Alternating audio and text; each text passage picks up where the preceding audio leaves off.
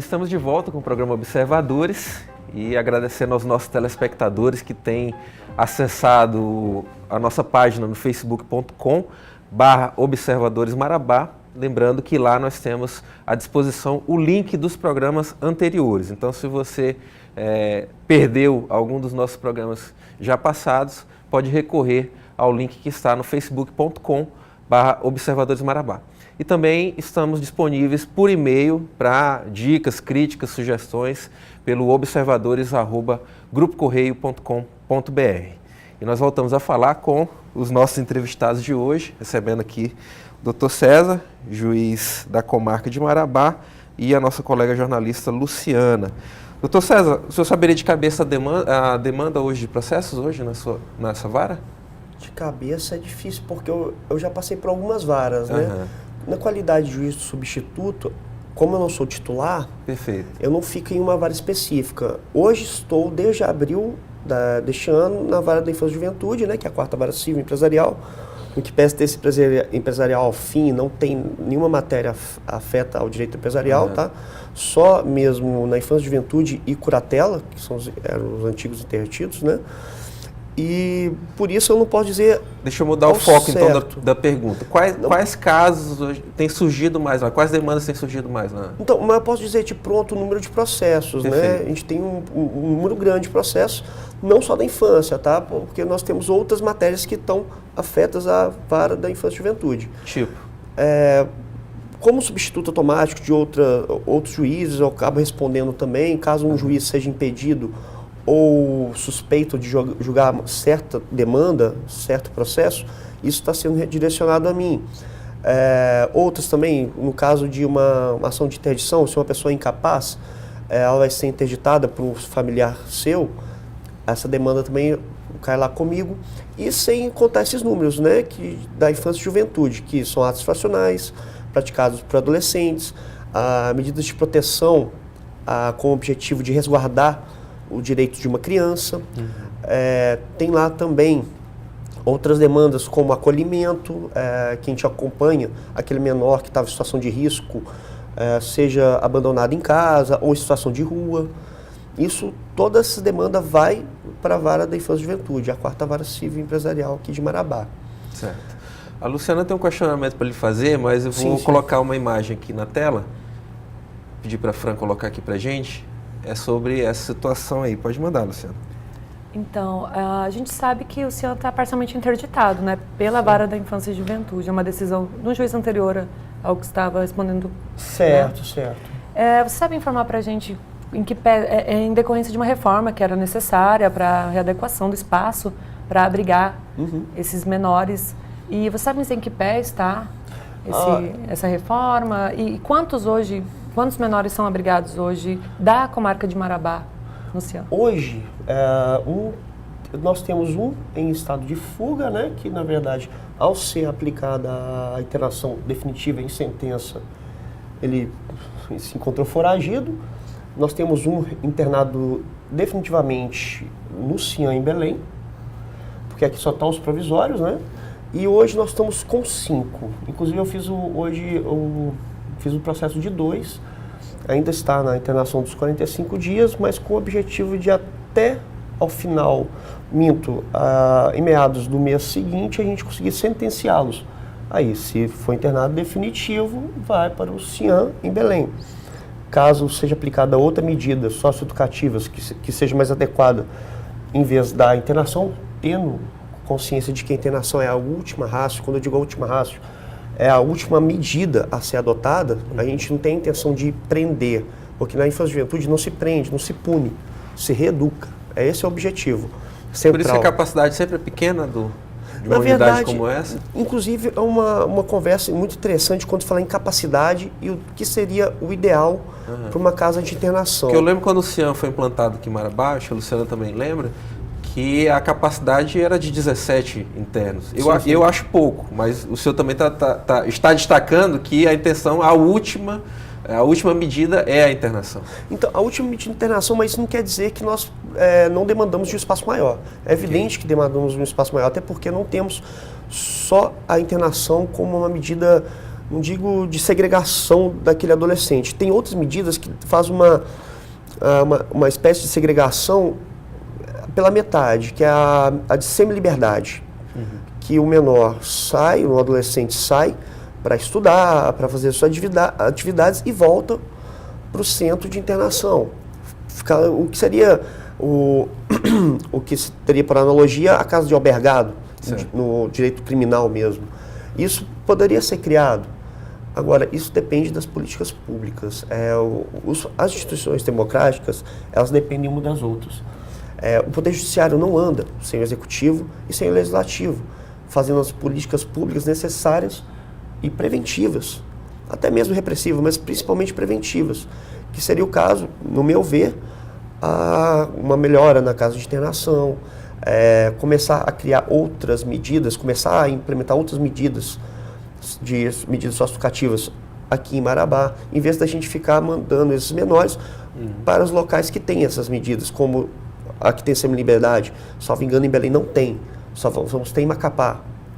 Aí já teve menor, quando estava no Marajó, ele passou a cumprir a sua semi-liberdade lá em Macapá. Mas isso é ruim, porque distancia aquela criança, adolescente do seu seio. Eu ia fazer essa pergunta em relação às menores, as meninas. Aqui em Marabá não tem um centro de internação feminino. Não tem. Porque então o elas é o são centro de internação masculino, né? Isso. Na verdade, para isso se tornar possível, aí que eu sempre friso bastante nas políticas públicas, né?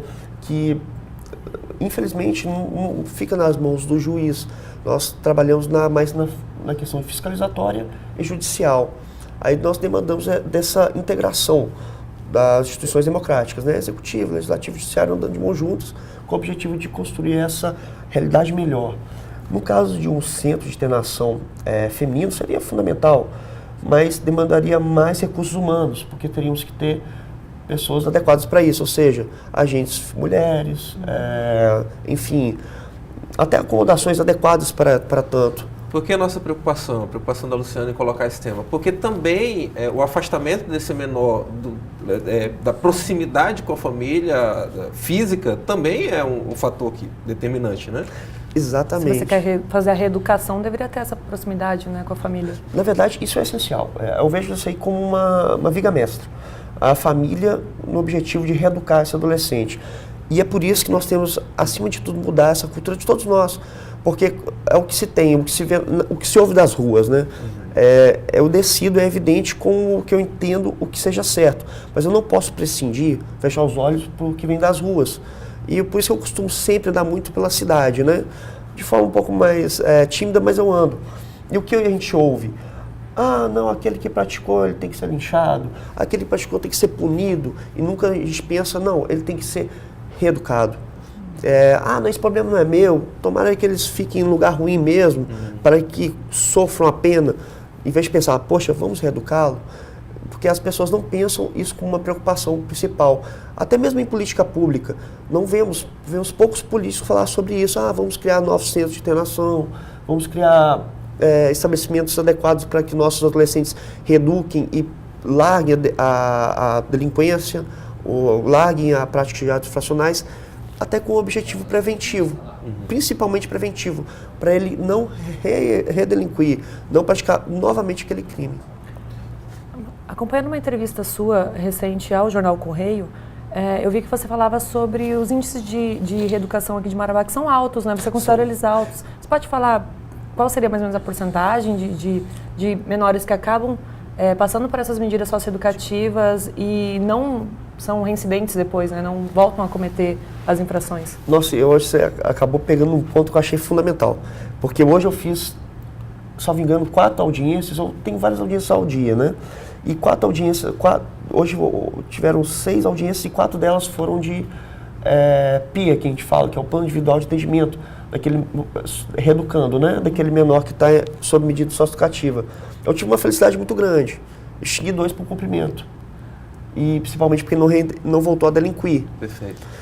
Mas há um trabalho até, que eu digo, visceral. Menor de que idade nesse caso aí? Porque essa memória eu confesso que ela é bem fraca. Mas eu me lembro que todos eles não tinham menos que 16 anos. Perfeito. Acima de 16 anos. Talvez salvo engano, tinha 15 anos, mas todos acima de 16.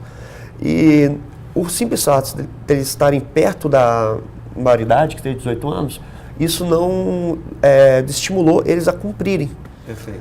Essas medidas socioeducativas. E eu deixei bem claro isso para eles nessas audiências, falando principalmente que o Estado está com o objetivo de ajudar e não punir. E principalmente ajudar aos pais a ajudar seus filhos. Porque lá a gente consegue fazer um trabalho muito bom com o CREAS, no seguinte sentido, na liberdade assistida, que é uma medida socioeducativa prevista no ECA. A gente fornece cursos técnicos, uma obrigatoriedade para extinguir a medida desse adolescente se inscrever em uma escola pública e começar a estudar. Eu, particularmente, eu peço o boletim. Por favor, teria como trazer o boletim?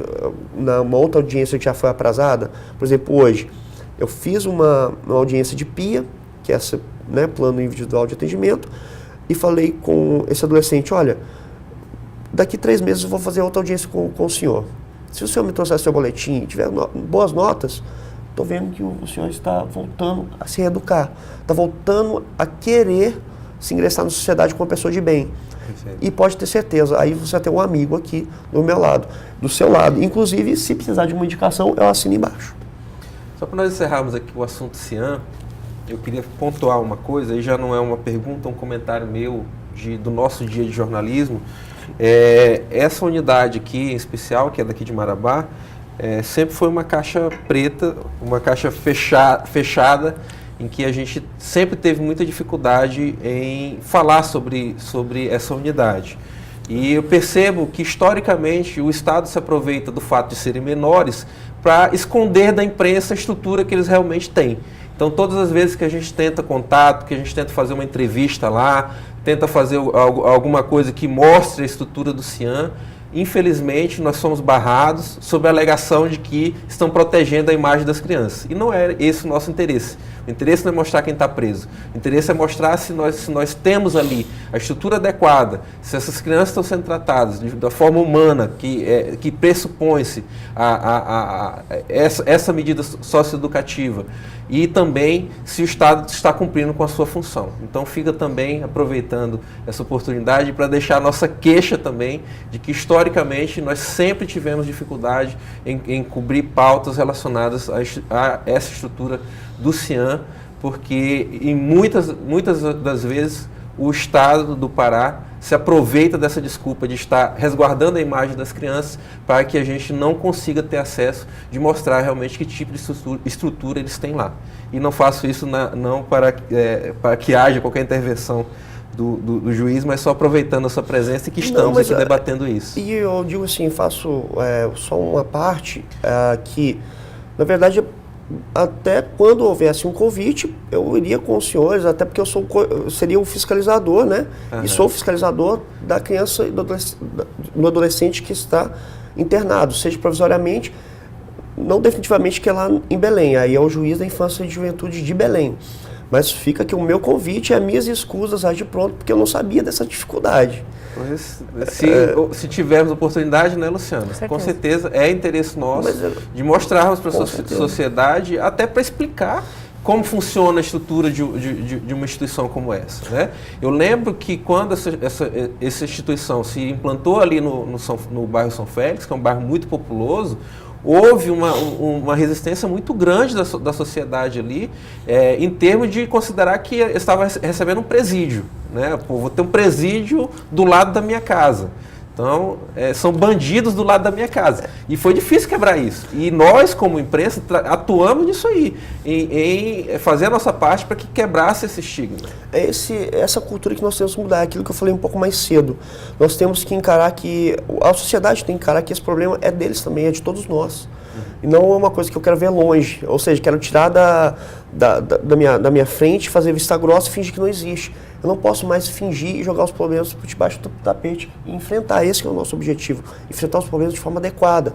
E por isso que fica o meu convite, o momento, minhas portas são sempre abertas para todo mundo. Está aceito o convite, Luciano? Com certeza. E eu digo, eu vou até um pouco além. O espaço, meu gabinete é republicano, eu atendo a todos e de toda forma. Todos já conseguiram perceber, já esteve lá comigo no gabinete. O Patrick não teve a oportunidade, mas já conversamos ao telefone. né? Verdade. E sempre vou Muito me aberta manter a disponível aí. tratar sobre qualquer tema. E principalmente uma coisa, deixar bem claro, acima de tudo, quando falo juiz, eu escuto uma coisa para mim, eu escuto servidor público. Quando vocês falam, juiz, eu sou um servidor público. E eu estou para servir o público e de forma pública. E de toda sorte transparente. Para poder orientar, né, da melhor forma como funciona o Poder Muitos Judiciário. magistrados se enquartelam ali na corte, né? E a gente não tem muito acesso, não tem muita convivência. Mas é muito importante e a gente agradece desde já a sua disponibilidade e sempre que tem sido procurado pelas nossas equipes, tanto aqui do SBT quanto do Jornal Correio, da Rádio Itacaiuna, sempre tem nos recebido muito bem.